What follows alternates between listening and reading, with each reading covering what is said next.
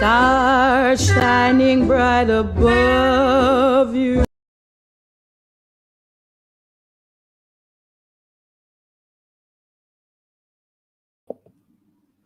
Hey,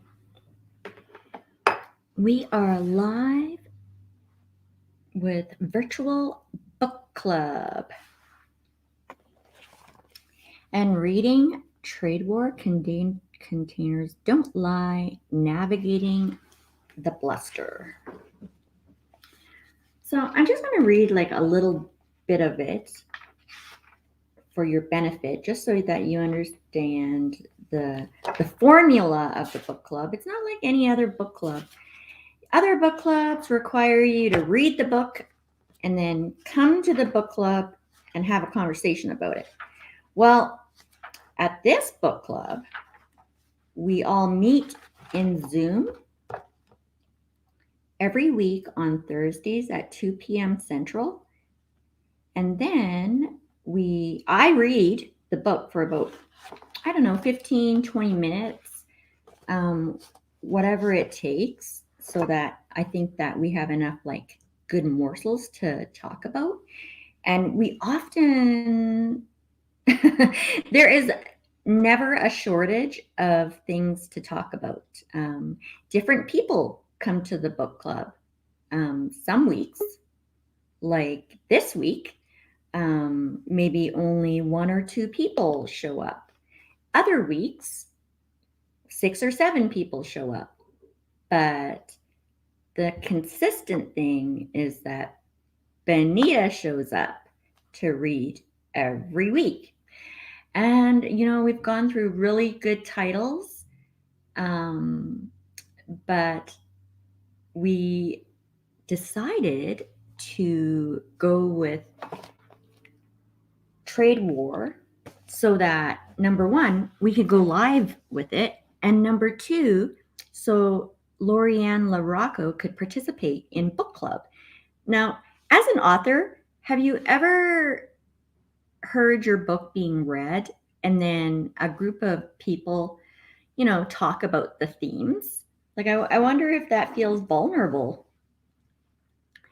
I'm gonna read a little bit from chapter 6, the container crunch, and Jose will put up the first question that we have, and then we'll wait for engagement. And as you engage, we will answer, or not answer. Answer is the wrong word.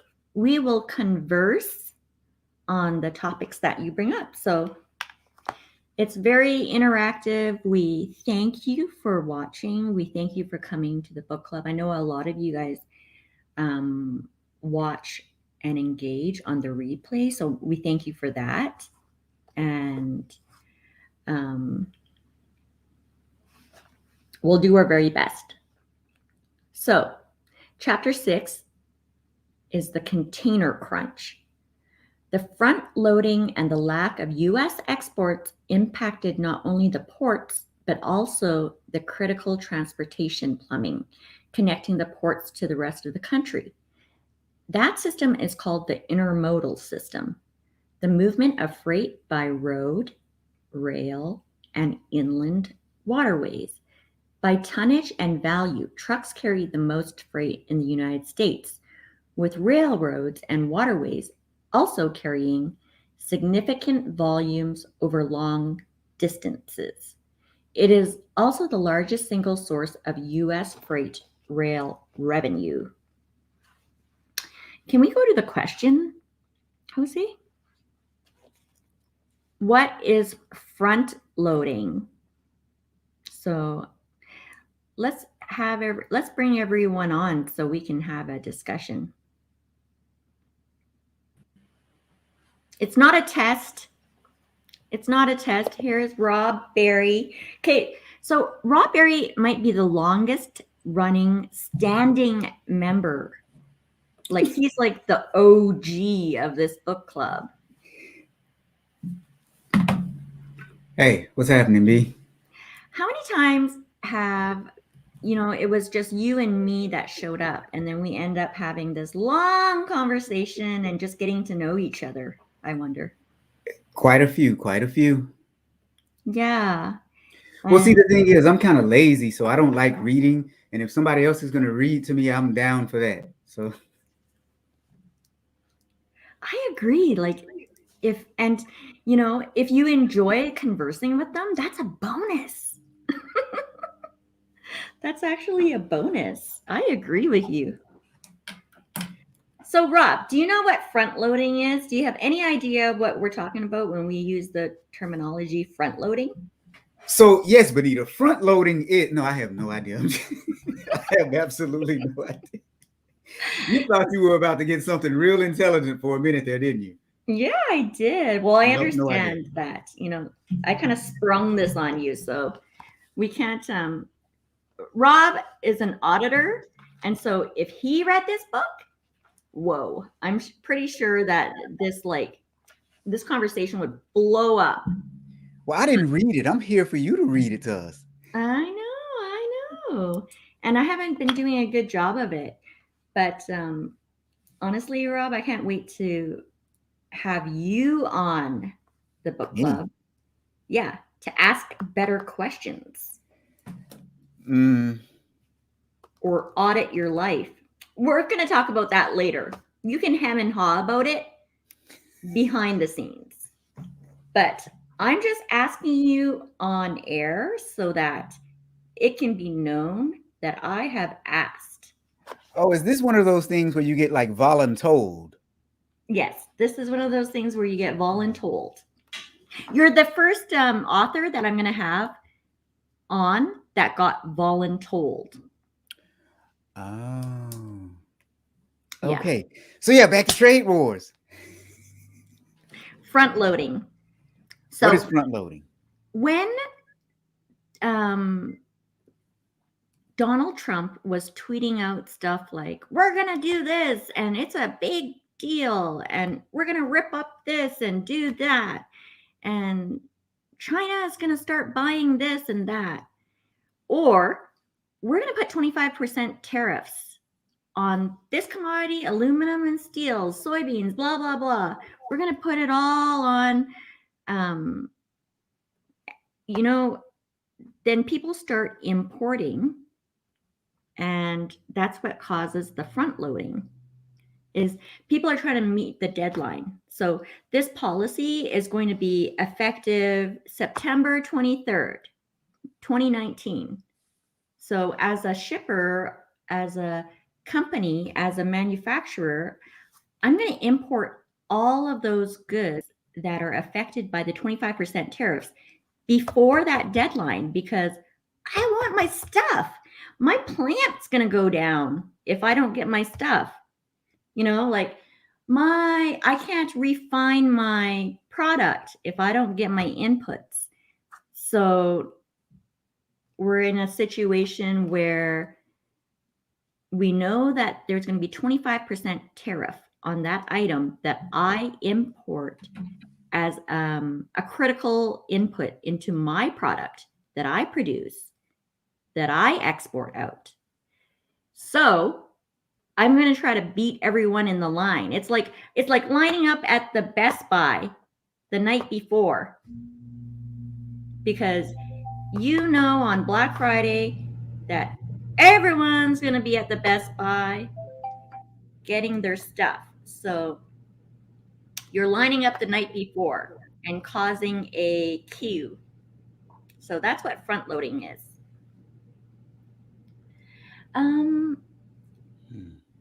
What about the next one? The next banner. Who's involved with the intermodal system?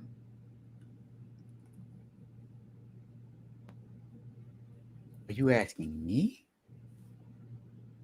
Yeah. I don't know. Who is involved in the intermodal system? This is so awesome that we have like a non-supply chain person, a non-logistics person in the group, because the fact of the matter, and I tell this to Jose all the time, but Jose is He's been in logistics for like, I was going to say a century, but I didn't want to make him sound old. For decades. Jose has been in the supply chain industry for decades. And so when I ask him things like, what is drayage? He's like, no, you know what drayage is. I'm like, no, like the normal person does not know what drayage is. Do you know what drayage is, Robert? No idea. And Rob is a very intelligent person. So no, I'm not. I just play one on television. that's just your persona for when you're on the air. He's actually not. No, come on. He's being humble. I'm actually not that bright. Yes, there you go. Okay, so the intermodal system is the movement of freight by road, rail, and inland waterways. I'm a little disappointed that we didn't mention pipelines here because we really cannot forget that there is an intermodal system underneath, subground as well, right? But think about all the things that, like when we're going to be sitting at our Thanksgiving table, think about all the things that came to our table, from like the butter to the utensils to the plates to the turkey, the cranberries, to everything. Like none of that just like appeared on your table because you like pushed a few buttons. Like a lot of people had to get involved. It's said that in the meat processing world, and this is from CJ, you met him last book club. In the meat processing world, did you know there's 600 nodes from, having like, sorry to the vegetarians and vegans out there, but to having an animal or, livestock, and then all the processing that has to happen before it gets to the grocery store. 600 nodes. Can you imagine auditing the 600 nodes? Yeah, that question was for Rob. Like when we do financial audits or the process audits that we do in, like your world, is there ever a time where there's a process that has 600 nodes?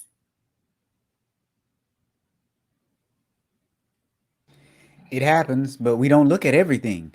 You take the risk and see which ones you want to look at. You can't look at everything. That's impossible. Right.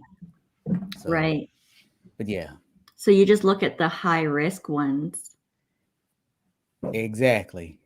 Right. So like some of the nodes that I can think of high risk is like FDA. If you're importing meat from, like if you're importing Kobe beef from Japan, then the second that it gets loaded onto the plane, ship, what have you, people need to be looking at if it is, number one, like if they can get it through customs, and number two, if the FDA or any of the other government agencies have special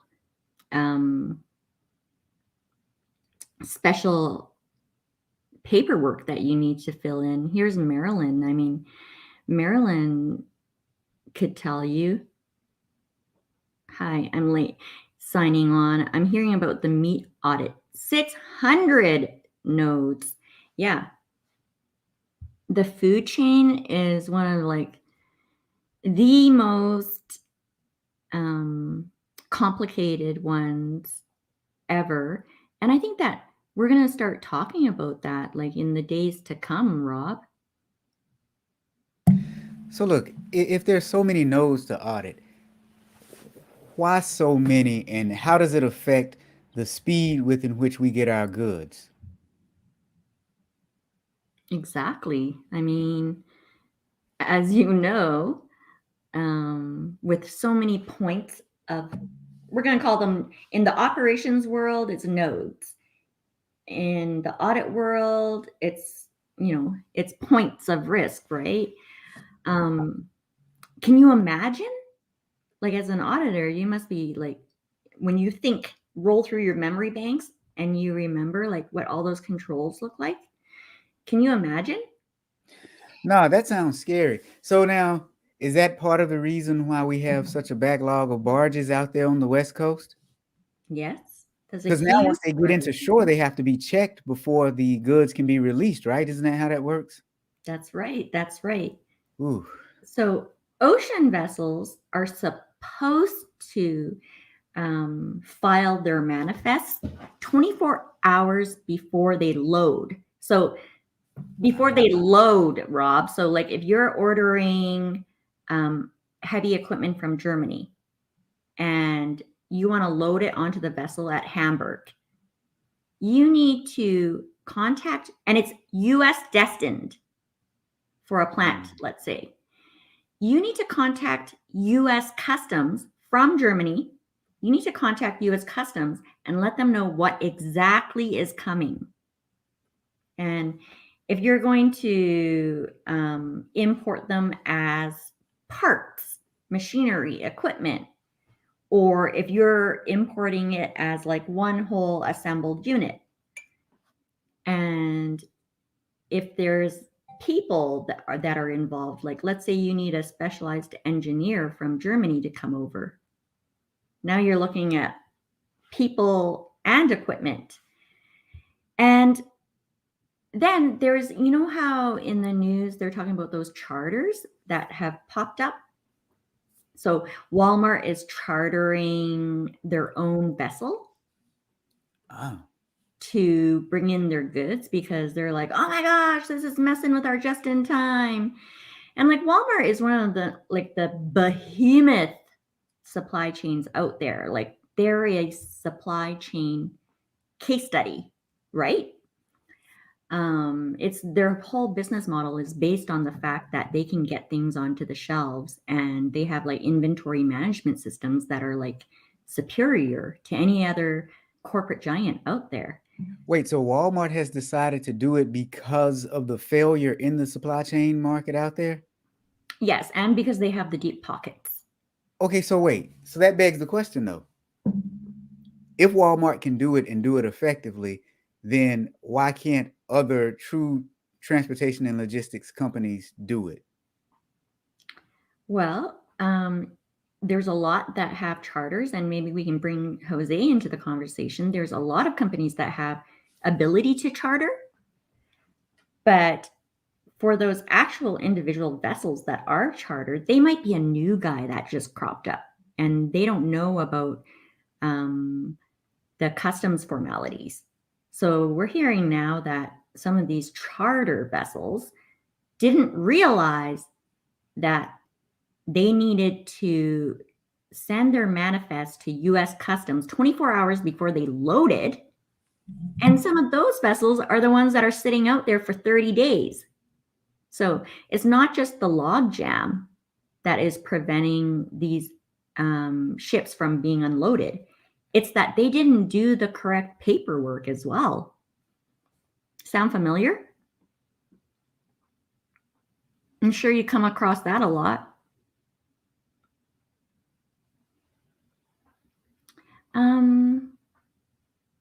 Yeah, and then the other part of your question, like why doesn't everyone else do it? Not everyone can afford it. Like this is Walmart and like major retailers that are chartering their vessels.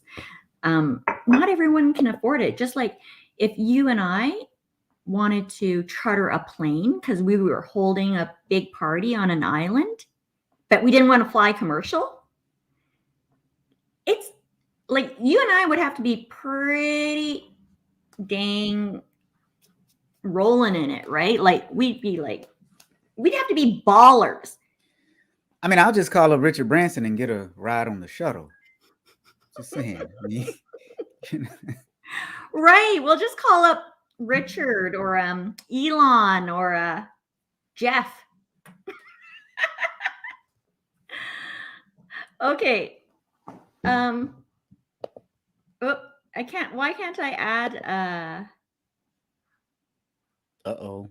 Jose, can you add CJ? He must There have. he is. CJ, were your ears itching? Itching or ringing? Because I mean, they could be a little scratchy right now. I don't know. Ring. Oh, okay. We were just talking about the 600 nodes Of the food manufacturing, like the meat processing. actually, meat processing is 700 nodes from farm to table.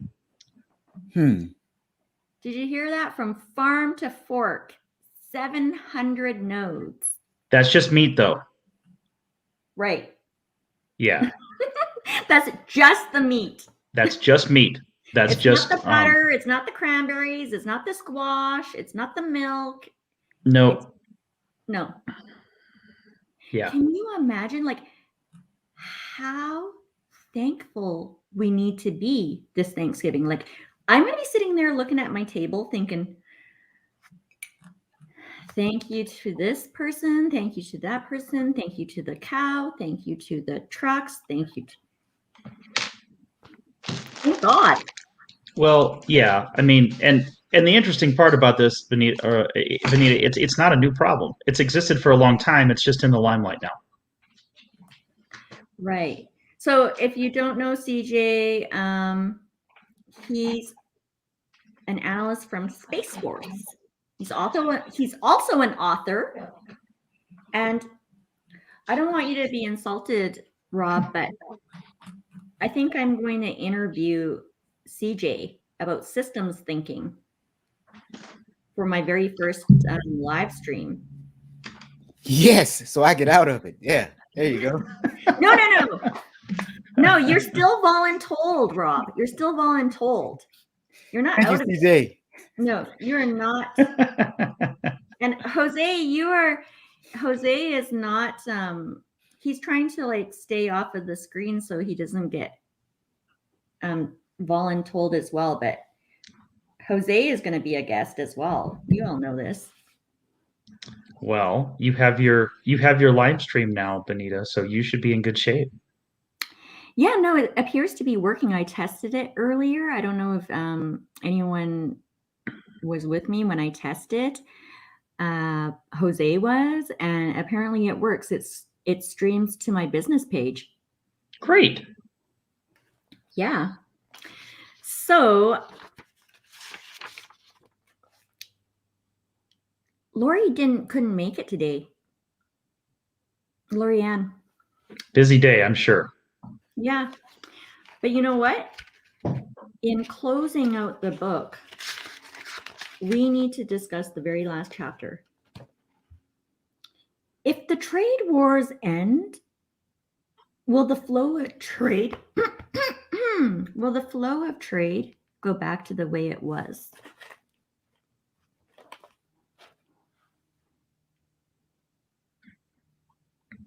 Nope.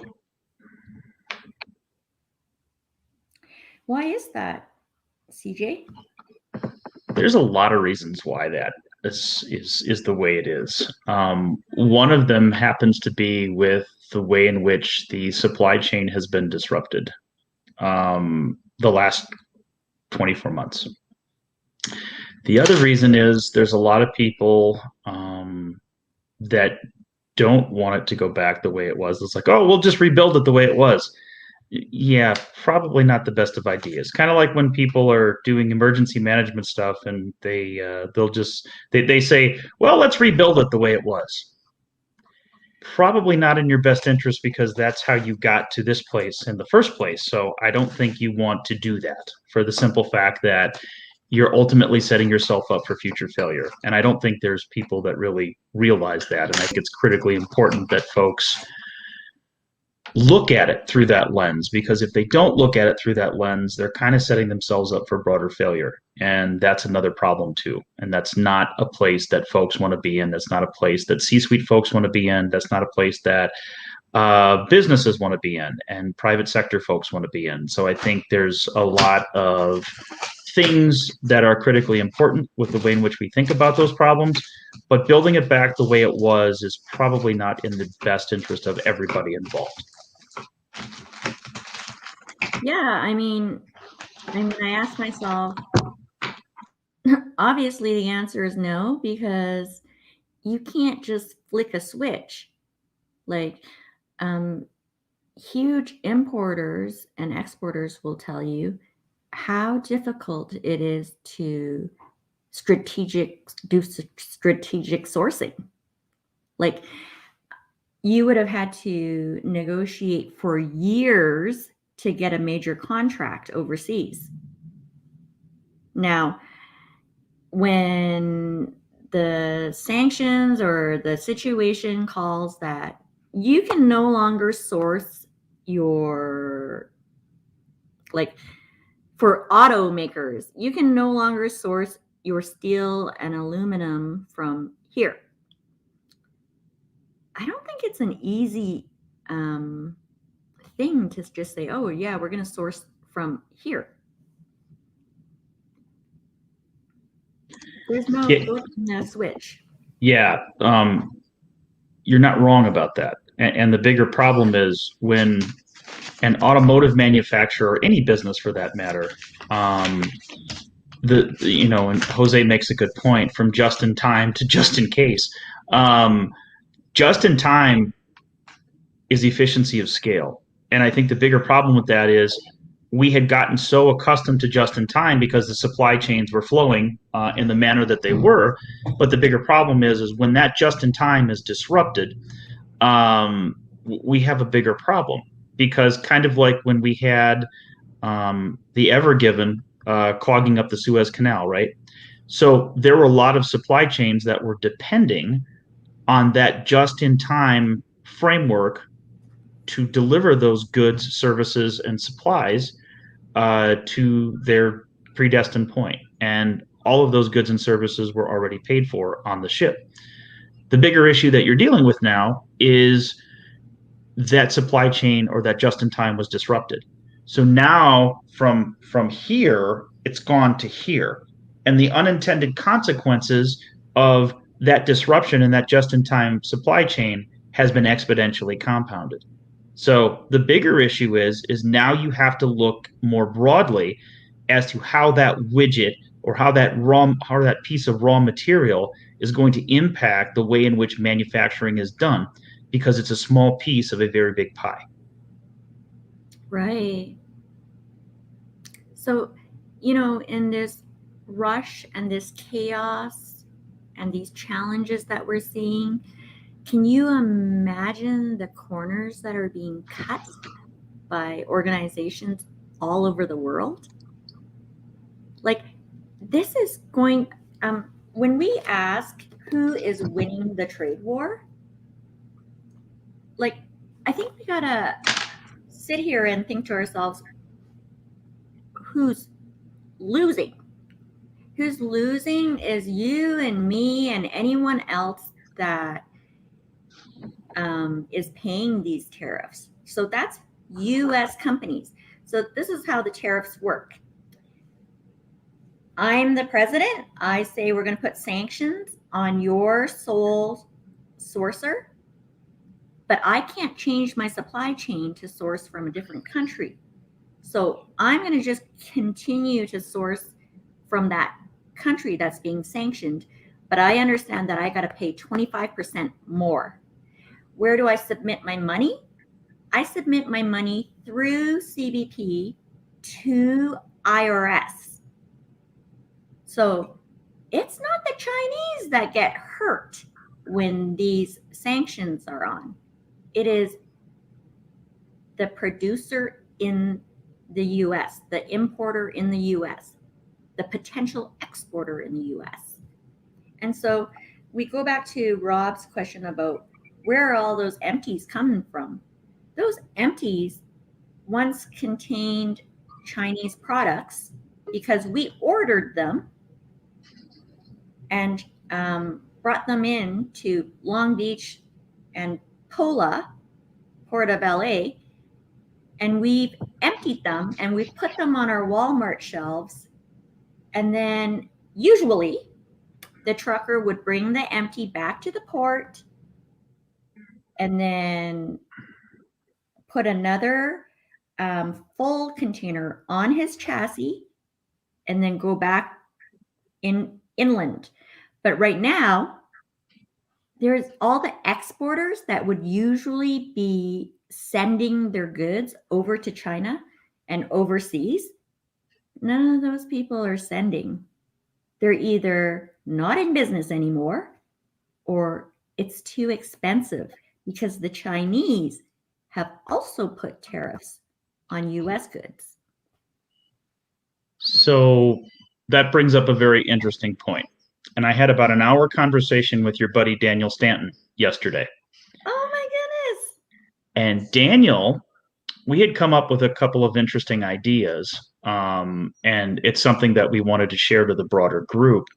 So all of these empties are boogering up the ports, right? So that's an unintended consequence of some of these distribution supply chains, right? What if, let's just say hypothetically, all of those empties could be moved by rail to the Barstow Marine Corps base for the time being, and then unclog the port of Long Beach in order to get those empties out of the way so the loaded containers could be unloaded, and that way the containers that need to be unloaded versus the containers that were already emptied were not going to compromise the current system that is in place. Brilliant. And there's been chatter about the military getting involved. And this is one of the ways that it can happen. Like at first, when I thought it was a driver shortage, I thought, oh, well, maybe the military can come in because they have trained drivers. But your solution fixes a lot of things, a lot of points and notes, because number one, the railway companies are able to ship if they have track. Mm-hmm. And the military, presumably, where is this port that we're speaking of? It's Barstow, California. So Barstow was an old Marine Corps base, and they have the, let's say, real estate to keep those containers there. They could be protected because obviously empty containers are a hot commodity right now. So you're essentially filling a couple of voids, which makes it pretty interesting. So, yeah. So Daniel and I were talking, and I said, well, we need to vocalize that to the broader community. And I really think that could be so in our conversations, Benita, you know that simple things can cause complex problems. The bigger issue here is if we have the ability to modify the current system as it exists, and everybody who's involved ultimately benefits, this solves a multitude of different problem spaces. Number one, the empties are moved out of the area, causing the clutter in the first place. Number two, you get rail involved and you get the military industrial complex involved because they have the best logistical and distribution supply chain in the world, period. DLA, Defense Logistics Agency, does this every day, moving goods and cargo and troops around all over the world. They get it. So I think it's really, really important to be able to highlight the fact that this infrastructure exists, it should be utilized, and somebody up at the top needs to recognize that this opportunity exists. However, do they want to fix the problem and get some of these supply chains rolling again? Right, and we'll make it even easier. We'll help them by showing the paperwork, because we can say this in book club, but really these are the people that need to know about it. Can you see? Yep. Okay, so was it last week? November 11th on Veterans Day, this came out, the fact sheet for the Biden-Harris Action Plan for Americans' Ports and Waterways. So what I saw was that they are going to do these things. So support creative solutions to current supply chain disruptions by allowing for flexibility in port grants. Yes. Alleviate congestion at the Port of Savannah. Okay. Yes. Okay. Further near-term actions. Launch programs to modernize ports, marine highways. Okay, fine. Okay, here we are. Identifying projects for U.S. Army Corps of Engineers, construction at coastal ports and inland waterways within the next 60 days. So this plan will provide a roadmap for more than $4 billion in funding to repair outdated infrastructure. No. We're not talking about outdated infrastructure here, Benita. No. We're talking about an action that is a very simple short-term solution. These, from what it sounds like, the Corps of Engineers is talking more infrastructure and long-term. We're trying to solve an imminent problem that exists right now that could be dealt with a couple of phone calls and some coordination with the DoD. So, like, I really wish I had a direct line to Kamala. Hello, Deep. Yeah, I don't think she has the ability to solve that problem personally. I think the Secretary of Commerce and the Secretary of Transportation both are important people in this equation, and that needs to be coordinated with DoDs and the DLA, the Defense Logistics Agency. Let's name some names here. You got some names for me? I'm going to call them up. I wish I could tell you who some of those folks are right now. But again, there's been so much internal churn that keeping track of these things is not always the easiest thing in the world either. But the idea would be moving those empties. And here's the thing. It's not just the Port of Long Beach that has these problems. The Port of Seattle has these problems. So, you know, the ability to implement these stuffs at the Port of Houston, at the Port of Louisiana, the Port of Miami, these are not, this model can be replicated across the board, Benita, and that's what makes it really, really interesting here. Yeah, and not just in the U.S. No, absolutely. But the interesting thing about this is a lot of these major ports are co-located near military bases, and there are rail spurs, and Maryland makes a big point, a military base with spurs, so the real estate for the empties and physical structure to implement and enhance security. So you could potentially solve that problem very, very quickly. The question is do they want to solve the problem? Marilyn, you're brilliant. Like, I'm always telling her this. Marilyn is my LCB at the Port of Guelph. Okay. And she's whom I use, like, on the north side of the frontier border. I just wanted to use that with someone that understood what the frontier border was. Got it. So wait a minute. Why isn't Marilyn here with us today? Yeah, why is she typing in the chat, Maryland? Marilyn, do you have the link? Oh, she has it.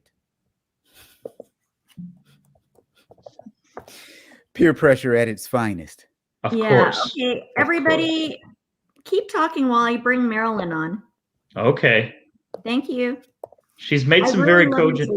She's made some very cogent points, Benita. So I think it's really critical that some folks kind of from understanding this, because Robert, are you in Canada as well? No, I am not. Okay. So yeah, so we've got an international crowd here, which is cool. But I think the bigger point here is remember how we talked about, Benita, about simple things causing complex problems?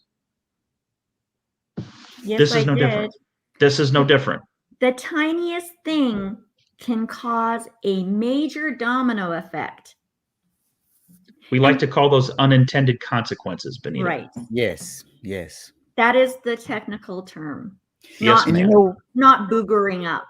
Right? You know, I thought I was a troublemaker, but here's Penny talking about where's Maryland. See, now everyone is getting to see my primary role in book club. It is to stir the pot. So Marilyn, where are you? Oh, is that why I like you? I see. So here's another fun question. Why isn't Penny on today? See, I was getting there, but I'm glad someone else said it this time. Okay. You know, I thought I saw a penny drop in, but what happened there? Things that make you go, You know, some people are more comfortable in comments, and that's fine. Let's address some of them now. I recommend Steve Ferreira here, who noted he had been contacted Transportation White House. He is an in-ocean audit. I think he has, like, Steve is actually mentioned in this book. Okay. Lori Ann quotes him in a lot of cases. So he provided stats in the form of trade cargoes, trade flows to Lori Ann's book. It would Now, it here's would also the thing, CJ, is that you and I talk about, you know, what was happening in the air about, you know, Russian anti-sat technology. So like the Russians have a technology to remove satellites in space. True. And then Lori Ann, on November 11th, before she hopped onto this book club, she was breaking the news that the Chinese have gone AIS blackout. So the very things that we learned about in this book are being taken down as we speak, because without satellite technology and without terrestrial GPS, how are we going to track the trade flows? You're learning, Benita. My brain hurts. You're starting to think in systems. Congratulations. So that's a very important point and a very important way to look at the problem. So what does happen if GPS disappears? Yeah, we're in trouble. Because all of those commodities and all of those flows are dependent on, oh yeah, satellite beacons and satellite trackers. Oh wait, who's responsible for protecting that? Oh yeah, United States Space Force. Yeah. So I don't know if you and Lori Ann talked about how critical those data points were to the making of this book, because on almost every page, There is no arcade game. On almost every page, there's charts and graphs and data. The whole basis of this book is that we don't look at Trump tweets to analyze what the heck is going on in the supply chain. We look at data. Well, data's a good thing and data's a bad thing. That was the Canadian in me. Data. Oh, data. A. Potato. Yeah. I mean, gotta look at that data, you know. Yeah.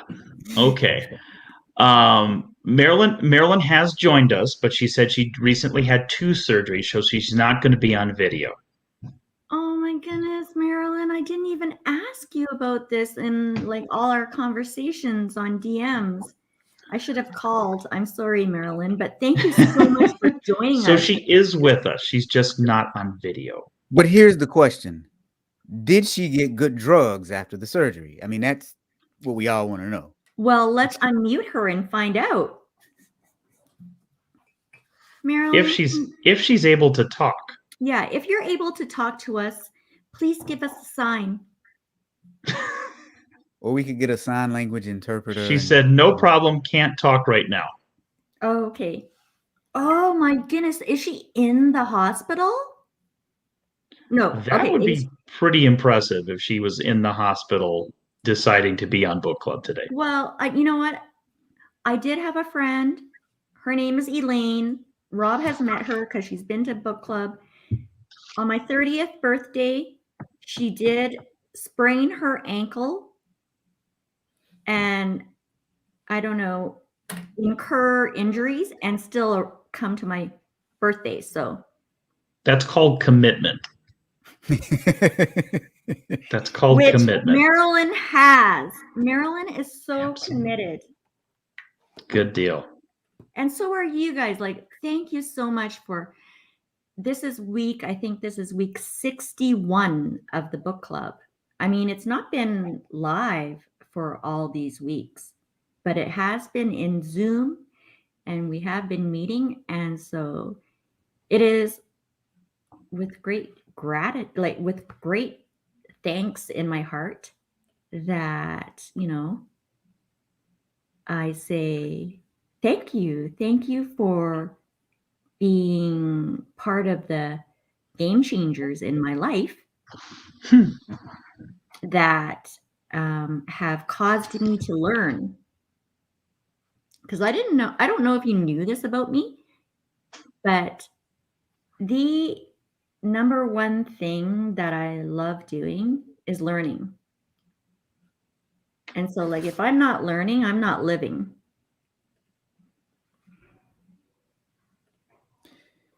With you on that. Yep. Penny, this is what you've been missing these 61 weeks.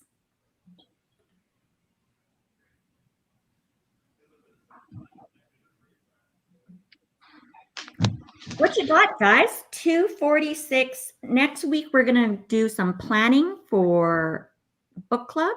We're going to do it private in Zoom. I would like to invite anyone out there that thinks that they have something to contribute, or maybe some retorts for Rob and CJ when they poke fun at me, to come to book club. We'll be in Zoom. And so it won't be live streamed on December 2nd, so that we can plan the going forwards of how this book club will look. So you guys are seeing it from, you get to see it in the making. Good deal. Was there any other stuff that you wanted to kind of discuss or talk about? Because I would imagine that Lori Ann probably has some contacts that could potentially assist with this issue that we're dealing with. Yeah. So let's what do you think Lori Ann means when she says democratize trade? Like, I think that's what she's talking about. This exact same thing that you're talking about. You've presented a solution that you were talking to Daniel Stanton with. Daniel Stanton, if you guys don't know, is Mr. Supply Chain. He's on LinkedIn. He's on LinkedIn Learning. And, I think he and Lori Ann and CJ and many more out there, Steve Ferreira, are out there doing the same thing. They're democratizing trade. Like, we all have a responsibility. We all have an impact. We all have choices in this supply chain challenge that we're seeing. Like, we are all connected to the system. CJ's. Because it's a systems problem. That's right.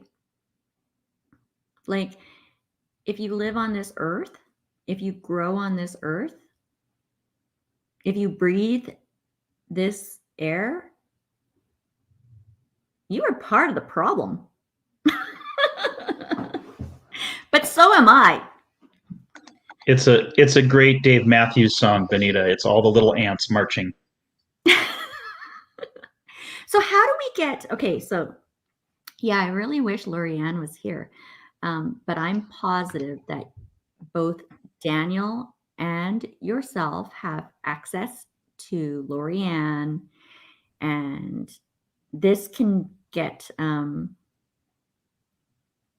want to use pulled up the flagpole, if you may. How many times have we used that in logistics, but it never really applied to the military? Yeah, no, like this one has to go up there. I'm Yeah. pulling it up. It needs to Yeah, go up that the pole. it'd be neat to see the stuff that Daniel and I were talking about go to the Oval and somebody actually do something about it, because I don't really care who gets credit, just as long as it kind of Right. figures out what needs to occur. People want to take it as their idea, fine. I don't care. Yeah, I think the someone's bigger gonna thing here. claim it. Someone Oh, that of needs course. that feather in their hat, somebody that is like out there on the hill that just needs this win. But this live stream is date stamped and time stamped, so that you and I will know, everybody here will know where we heard it first. Fair enough. Yeah, no, I Again, agree with you. if you can get the Marine Corps involved, if you can get, and the interesting thing is that rail spur from the port of Long Beach to Barstow is gonna, the infrastructure is there. It's just a matter of moving goods and services with coordination of DoD and DLA. And I think the Marine Corps could really make that happen pretty quick. Yeah, no, surely you have the contacts in the Marine Corps. So, I mean, it takes a coordinator. Can I nominate you as the coordinator? Like, I'll back you up. I'll back you up. I'll do whatever you need me to, like on the systems, report the empties to customs, because, well, actually in this case, it's domestic moves. So there's no need to report to customs. Right. But anything that you need when it comes to like brass or whatever the rail systems use, like however their connectivity to the points are, because there's always the A and the B, and you got to get the EDI to meet, and you got to say, we want this rail car at this place, and you got to track the rail cars and blah blah blah. Well, I can do that. Sure. Well, remember this: there are particular nodes in the system, and those nodes have influence. Some nodes have more influence than others. And Daniel Stanton and Lori Ann LaRocco are nodes in that system that absolutely have influence. So absolutely, it would be in everybody's best interest to collectively work on these things, because these are some pretty simple problems that are causing some very complex outcomes. I think Lori Ann would love to hear this. I'm sad she didn't show up, but I mean, can you imagine? She took time out of her day to show up to 2 of those out of the 3-part series. And I read this book, and now I'm sitting on virtual book club, solving a real world problem, listening about what a solution could be, and which I think is viable. You laid it out very simply, and I haven't been able to look at the nodes and the charts and the graphs, and I don't know what the coordinates of Barstow is. But if you think that there's space at Barstow, it's possible, it's legally, it doesn't put anyone at danger, and it's a viable solution, then I'm going to have to trust that. Yeah. It sounds good to me. And Marilyn agrees. So, but I don't know how much painkillers she's had. So,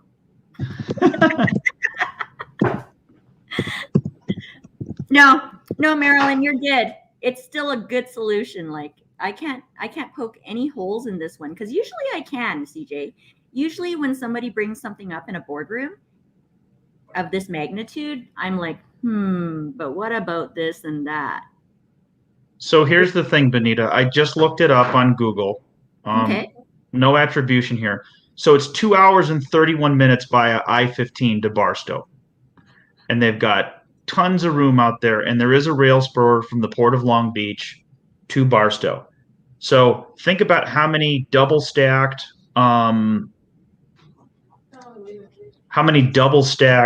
trains could double stack rail cars could go, 2x2 all the way to Barstow, and you'd be able to figure out a problem pretty quick, or clear up the bottleneck that is empties at the Port of Long Beach. Yeah, well, the actual mechanics of it, that's not the problem at all, because obviously it can be done. The issue is the politics that gets involved in it. So once you add the political element, you can use tariff, taxes, and other things like that in trade to affect social politics. And that's what you have that happens. And it's neither good nor bad. It's just what it is. One country enacts sanctions on another to try and boost the value of something, no matter what it is, in their home country. That's just the way the world works right about now. I think you're right on the fact that it's politics, communications, and influence. What is stopping this from happening, CJ? Like this solution that Daniel and you discussed, who do you know that we could let know? I think you already have the answer to that question, and it's Lori Ann. Okay, so I'm going to have to text Lori Ann after we get off this call and have her, I don't want to have her replay the whole live. She's very busy. So what should we do? I think I should just connect her and you with Daniel Stanton, and then have you guys quickly. I'll brief her. I'm going to say these two. You're going to get her spun up with situational awareness. So yes. That's what we like to say in the military. I'll brief her with the situational awareness. I'm going to say these knuckleheads, CJ Eunice and Daniel Stanton, want to talk to you. And is that okay? And then we'll see what happens. Yeah, that could be a very cool thing if we've already talked about a solution, and then that solution. Oh, Marilyn's new word is situational awareness today. Good deal. I'm gonna have to jump off, but yes. I'm glad we were able to catch up. And again, as long as we continue to look at these problems through a systems lens, Benita, they're going to be very easy to fix. But again, we have to look at this as a lot of complexities that occur within the systems. And again, simple things, I can't reiterate that enough, cause complex problems. And once we have the ability to fix those things, the rest of the system will ultimately fix itself.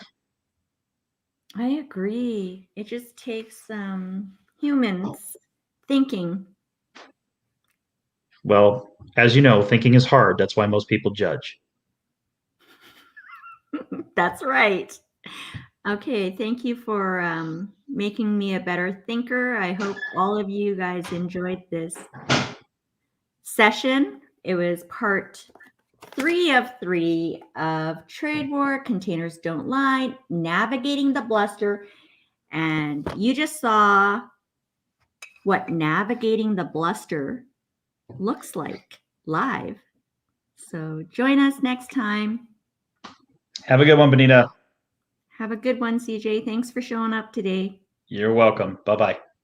Bye now.